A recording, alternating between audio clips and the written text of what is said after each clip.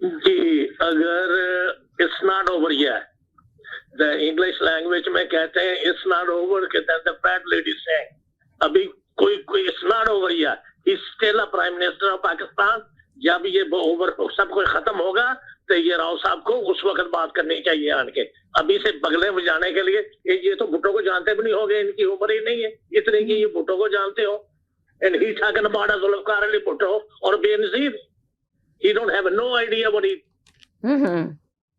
तो जब नहीं आप अच्छा इसका मतलब है कि सब आप ये कहना चाह रहे हैं मैडम भी प्रोग्राम बंद करते हैं, सब टीवी शो बंद हो जाने चाहिए, सब ऑफ एयर चले जाए, जियो बंद हो जाए, एयर भी हो जाए, क्योंकि अभी तो ओवर नहीं हुआ। जिस वक्त इमरान खान का फैसला होगा सिर्फ उस वक्त ऑन होनी चाहिए भाई।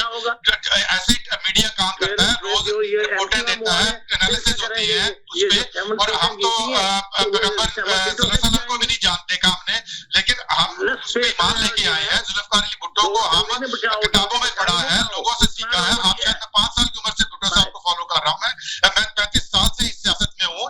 आप जो है ना ऐसे मैं खुदा ना खास्ता कोई किसी के साथ कंपेयर नहीं कर रहा, लेकिन हमने तो कायदे आज़म को भी नहीं देखा। कायदे आज़म को आप नोट पे भी लगाया होगा, आपने देखा होगा कायदे आज़म को, आपने उनके साथ काम किया, आप कायदे आज़म का पता है कि नहीं, किसी को नहीं पता उनका। ये क्या बात है कि जी आप भुट्टो को आपने देखा नहीं, आप छोटे थे तो आप जानते नहीं है, बेनजीर को आप नहीं जानते। ये कहां से बात आ गई? मतलब ये तो आज के मीडिया के दौर में जब लोग पढ़े लिखे हैं, हिस्ट्री है, अपने वो किताबें लिखी गई हैं, पूरे के पूरे लाइब्रेरी है भुट्टो साहब पे, तो भुट्टो.org पे आप जाके देखें, कम से कम 200 किताबें भुट्टो साहब के बारे में, उनकी अपनी किताबें हैं जो लोगों ने उनके बारे में लिखी हैं, जो लीडरान की तकरीरें हैं, उनके जो अपने चीजें हैं। तो आप कैसे कह सकते हैं कि किसको नहीं पता? ये क्या बात है यार? आपने इमरान खान के साथ आप क्या गुल्ली डंडा खेलते रहे हैं? आप इमरान खान को जानते होंगे या किसी और को जानते होंगे? ये तो मतलब बिल्कुल ही एक बच्चों वाली है, बिल्कुल जज्बाती बात, जो एक बता कहता जी आप कितना जानते हैं, आप क्या जानते हैं। एक दूसरे को हम चैलेंज करने के लिए तो नहीं बैठे। मैं एक बात कर रहा हूँ, मैडम ने मुझे बुलाया है, मैं अपना पॉइंट ऑफ व्यू दे रहा हूँ, तो आप ये कहना चाह रहे हैं कि हम जो है ना प्रोग्राम सब बंद कर दें, टीवी ऑफ हो जाए, रेडियो कुछ ना चले, जब इमरान खान जाएगा उस दिन हमें सब खोल के हम सिर्फ तज्जिया करें, उससे पहले हम बात नहीं कर सकते। इसमें बगले बजाने वाली कोई बात ही नहीं है। आपके जो लोग कहते हैं ना कि अभी साहब कॉलर कह रहे थे कि जी वो आप जमहूरियत की बात कर रहे हैं, ट्रूडो की आप मिसाल नहीं दे सकते। यहाँ पे तो MQM अलाई थी हुकूमत की, उसकी बेस पे खड़ी थी। BAP उसके जो आजाद मेंबरान थे उन्होंने क्लियर कह दिया कि हम जो है ना हुकूमत के साथ नहीं है, और जो है ना उन्होंने जो है ना ऐलान कर दिया, तो उसको तो इमरान खान को खुद ही रिजाइन कर देना चाहिए। वो तो ये कहता होता था, नवाज शरीफ को गालियां देता होता था कि बेशरम आदमी, मेरे 5000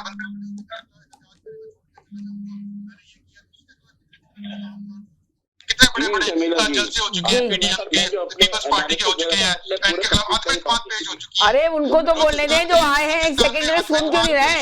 उन्होंने रिजाइन कर दिया तो सुनने दो। आत्महत्या होगी, उन्होंने जाम कमाल ने रिजाइन कर दिया आत्महत्या, फिर भी नहीं सुन रहे। इमरान खान भी रिजाइन कर दे। सुन रहा हूं मैं जी जी जी बोले। अच्छा मैं बोलूं? अच्छा देखिए समीना जी, देखिए बात ये है कि मैंने यही कहा कि जब नियाजी को एस्टेब्लिशमेंट लेकर आई और बहुत मौका दिया उसको चलाने का, लेकिन वो बदनसीब इंसान नहीं चल सका। जी तो आप देखिए सियासत जो है वो सियासी लोगों का काम है, इसमें भुट्टो साहब अपना छोटा मैसेज दे दें ताकि मैं जल्दी आपका मैसेज ले लूं, बस बहुत लंबी तफसील में ना जाए प्लीज, बहुत सारे कॉलर हैं या कुछ और भी लोग शामिल है सियासत करने में। तो बात ये है कि देखें इनको तो नियाजी को जाना ही था, इसलिए कि जो उसके साथ इंसानों के साथ किया, आवाम के साथ किया, मईशत के साथ किया, इदारों के साथ किया, फौजी जनरलों के साथ किया, और सबके साथ जो बुरा किया उसने, अल्लाह ने उसको सबक दे दिया है, उसको सबक दे दिया। देखिए अब तो ये बात आया हो गई है कि इस्टेब्लिशमेंट जो है ना बिल्कुल न्यूट्रल हो गई है। चले ठीक है, अब आपका जवाब आ गया, अब कोई सवाल नहीं है, आपका तजिया आ गया, तो प्लीज मैं दूसरे लोगों का भी तजिया ले लूं। ये दोनों बहुत कामयाब रहेंगे, मिलकर चलेंगे, और मैं कहूँगा पाकिस्तान पीपल्स पार्टी जिंदाबाद, जी भुट्टो। चले बस सही आ गया आपका मैसेज। चले जी आप बताएं जी। हेलो जी सिस्टर, तो प्लीज सिस्टर बीच में राव साहब ना बोला था, मुझे जरा मैं थोड़ा सा मैसेज 1 मिनट का देना चाह रहा हूँ जी। बोले पहले आपके सैयद भाई आए, उन्होंने कहा आपने लिख लिया था जो मैंने कहा था, उन्होंने क्या कहा था मैं आपसे पूछना चाह रहा हूँ सिस्टर। आपने कहा बिल्कुल, और सारे मीडिया पे ये बात हुई, क्या बात हुई कि जी ख्वाब लीग सियासी मौत हो गई। ये आपसे किसने, कौन से टीवी हर चैनल पे किसने कहा? आसिफ अली जरदारी ने कहा, इसके अलावा किसी एंकर ने नहीं कहा, किसी ने कुछ नहीं कहा।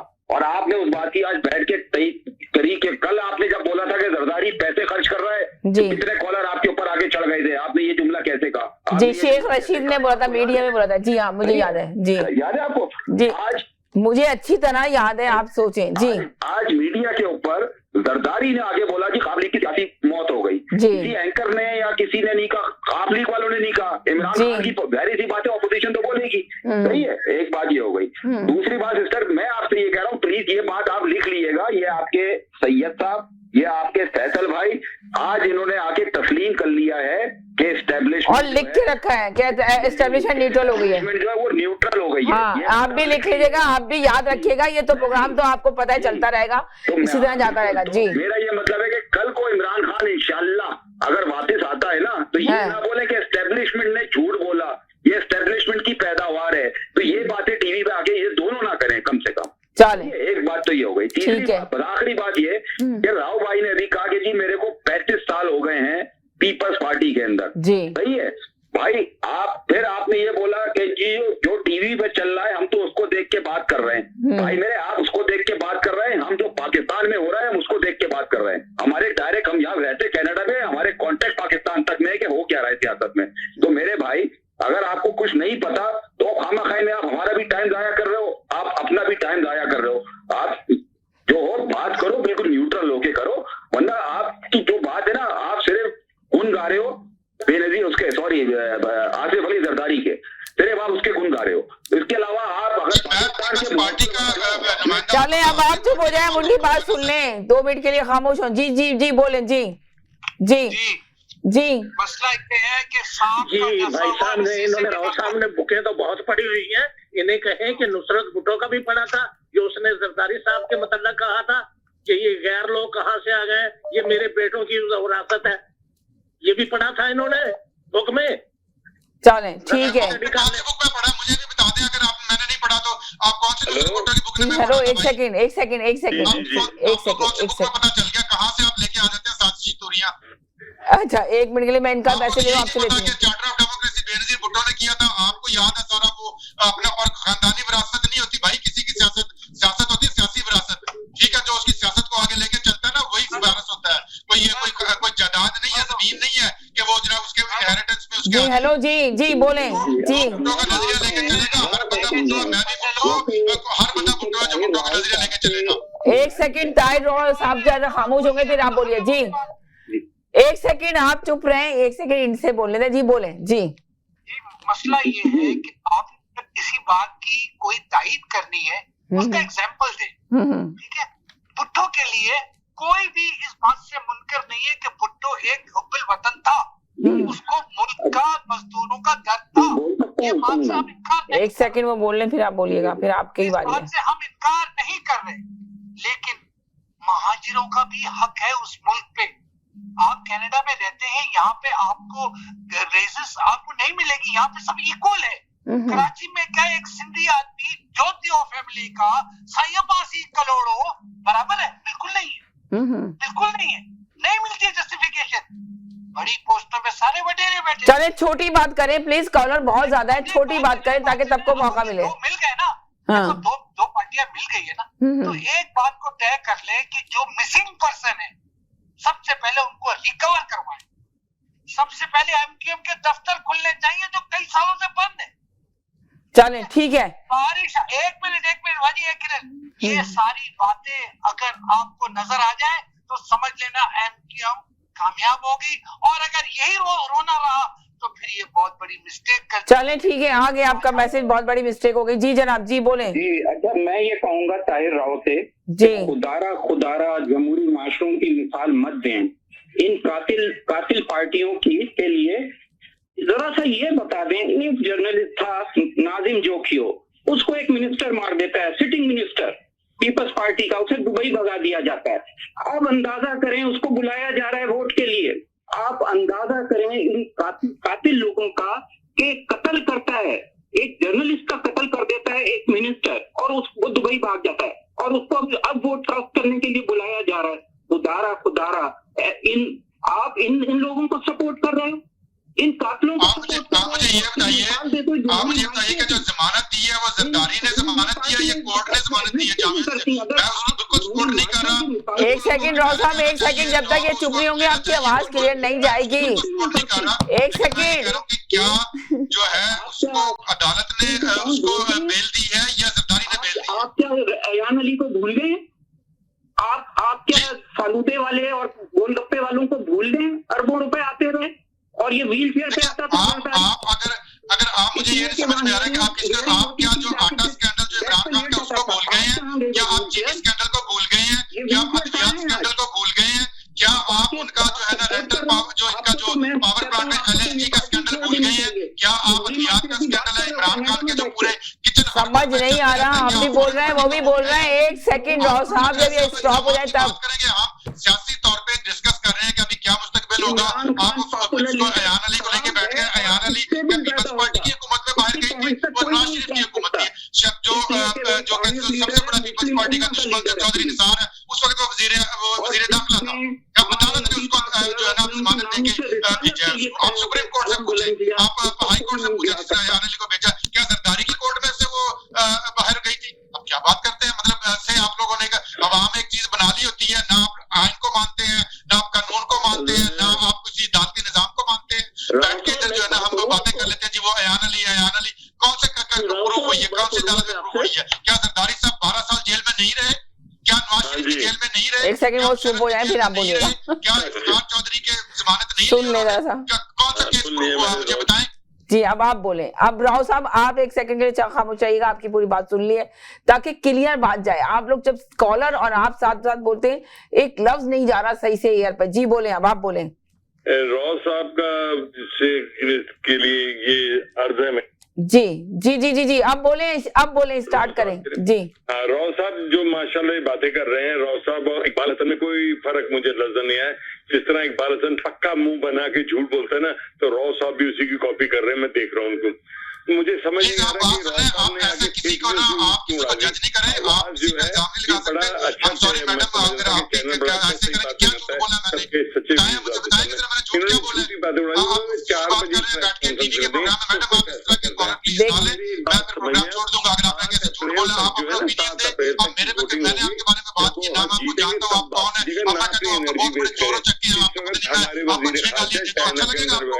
अब मेरे पे झूठ कैसे कह रहे सकते? मैं अपना ओपिनियन। अरे एक सेकंड के लिए, खुदा के लिए एक सेकंड के लिए मैं ब्रेक की तरफ जा रही हूँ, कहीं नहीं जाइए, मेरे साथ रहिए। नहीं, मैं अभी किसी का सवाल नहीं लेगी, एक ब्रेक की तरफ जा रही हूँ, ब्रेक के बाद वापस आती हूँ। अभी आप लोग बहुत एक दूसरे से लड़ाई शुरू कर दी, कहीं नहीं जाए, एक छोटे से ब्रेक की तरफ जा रही हूँ, मेरे साथ रहें, एक ब्रेक की तरफ जा रही हूँ, कहीं ना जाए, मेरे साथ रहें, एक ब्रेक के बाद वापस आती हूँ। It's good to dream big, to own a house and a business. Get residential and business loans. Get insurance to protect your dreams. Get your children in university education without monetary worries. Invite your family from back home to share your success in Canada. Me and my team of professionals will help you under one roof to settle down in Canada. Amber Financial and Allied Services. Call now. 647-887-1696. Amber Financial and Allied Services. All services under one roof. Zoc. Now it's fully renovated. Live catering, barbecue, tandoor, जलेबियाँ और fresh naan. तकरीब आपके घर में हो या घर से बाहर, Zoc is providing full service now, and Zoc has opened a new banquet hall, garden event center. आपका Zoc देखकर लोग कहेंगे क्या Zoc है आपका? Call right now 905-625-7786. Zoc वालों के लिए। सियासत से तिजारत तक, सबसे पहले घबराना नहीं, तालीम से मईशत तक, आपके जेब पे डाका डालना जानते हैं, सेहत से सनत तक, चोर घर में आ चुका है जनाब स्पीकर। हुकूमती ऐवानों से चाय खानों तक, कोई नहीं बच पाएगा तकरार से। कौन, कब, कैसे, क्यों जैसे सवाल बनते हैं मौजू प्रोग्राम तकरार में। देखते रहिए तकरार, कनाडा से बराह रास्त समीना जबीन के साथ। मंडे टू फ्राइडे सिर्फ आवाज एंटरटेनमेंट पर। How you doing, Mira? Good. Good job. Honey, where's the masala for the chicken biryani? In front of you. And for the veg biryani? You're holding it.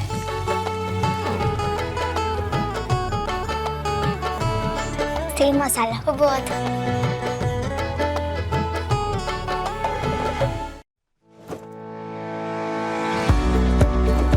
डिक्सी electronics और appliances पिछले 16 सालों से खरीदारों की खिदमत कर रहे हैं। हम लगातार 4 सालों से खरीदारों की पहली पसंद बने रहने का अवार्ड हासिल कर चुके हैं।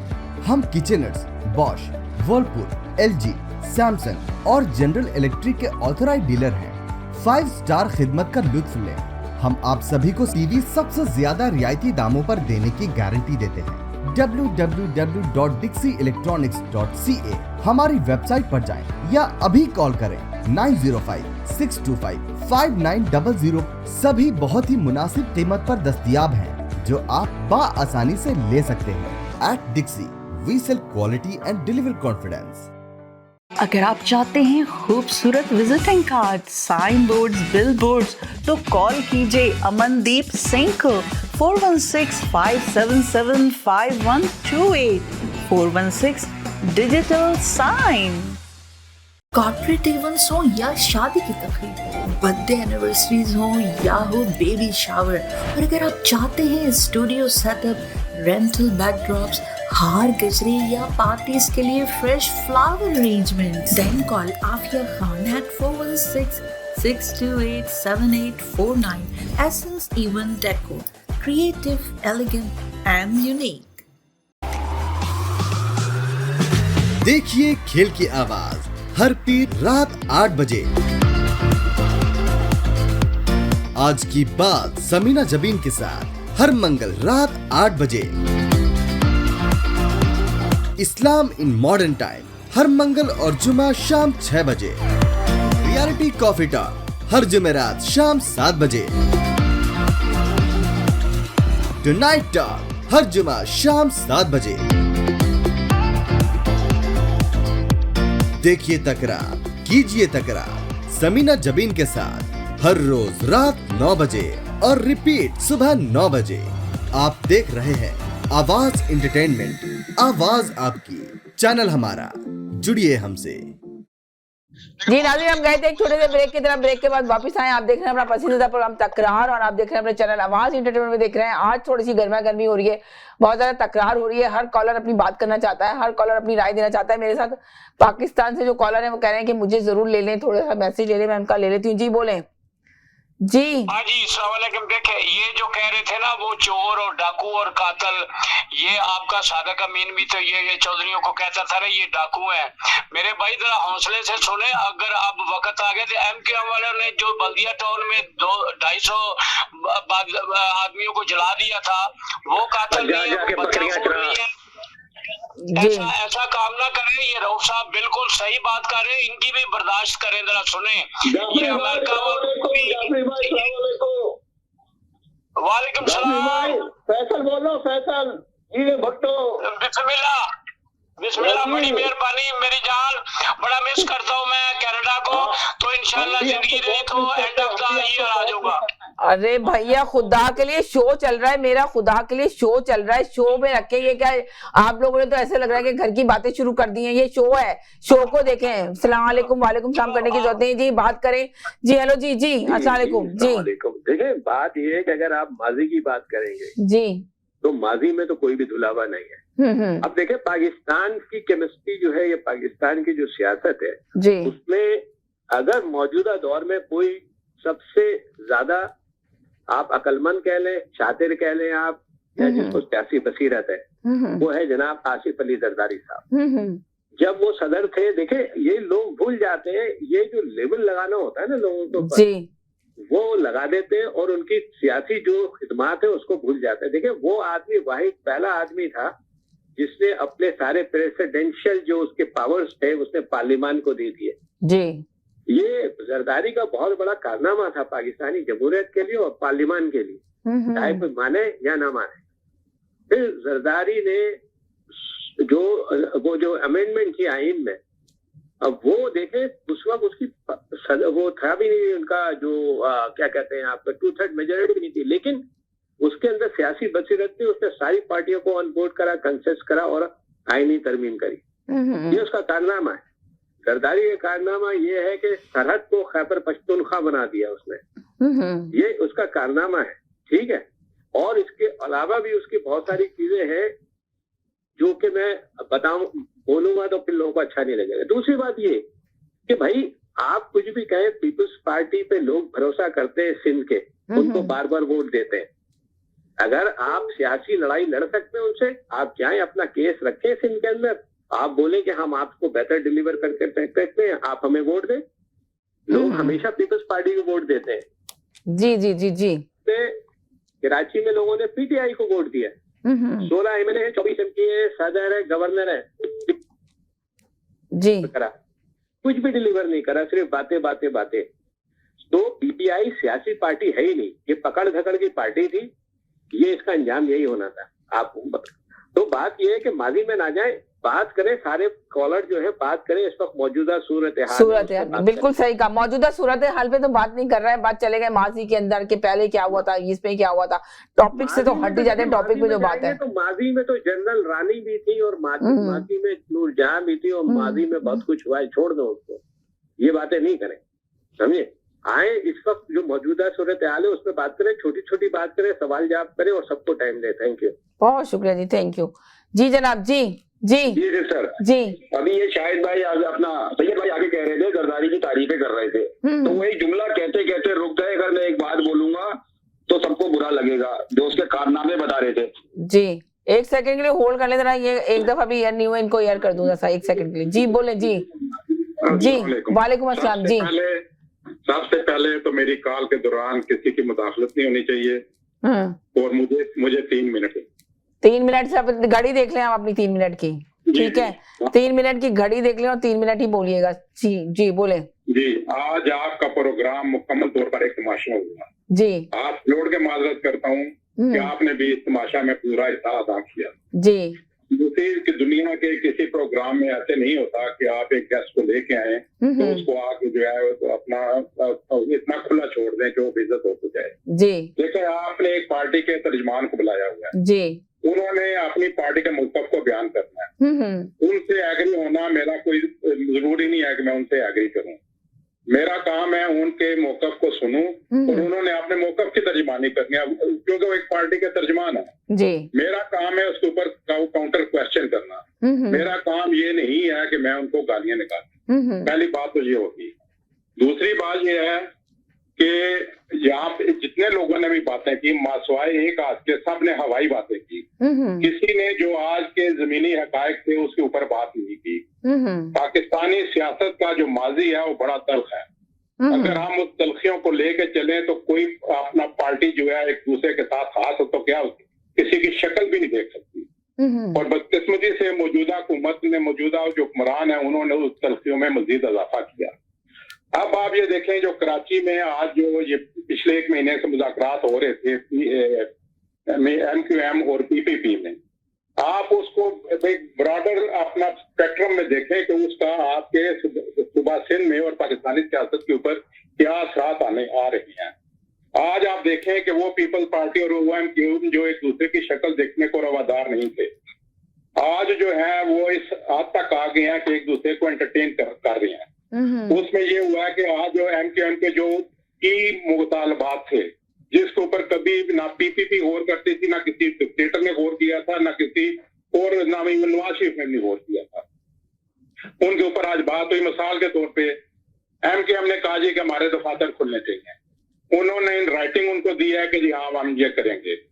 उसके बाद जो है वो इन राइटिंग उनसे जो है ये मुआहदा हुआ जी कि मिसिंग पर्सन जो है उनकी बाजियाबी होगी।